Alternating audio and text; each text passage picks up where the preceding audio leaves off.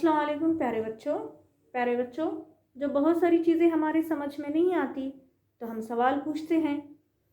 कोई हमें डांट देता है या बुरा भला कहता है तो हमें गुस्सा आ जाता है। कोई हमारी चीज़ छीन लेता है तो हम नाराज़ हो जाते हैं, हम उदास हो जाते हैं।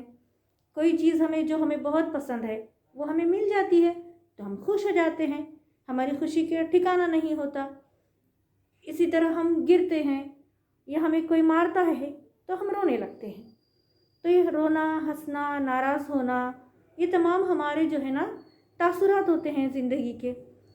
इसी तरह कोई चीज़ जो हमने कभी देखी नहीं या हमारे समझ से बिल्कुल परे है और वो हमें नज़र आती है तो हम ताज्जुब में पड़ जाते हैं, हैरान हो जाते हैं, क्या होगी, कैसे होगी, किस तरीके से होगी। इस तरह से बहुत सारे सवालात इसको लेकर हमारे जहन में आते हैं। तो इस ताज्जुब को हिंदी में अचंबा कहते हैं। तो बच्चों, आज हम 7वीं कक्षा की हिंदी की कविता अचंबा इसको पढ़ेंगे।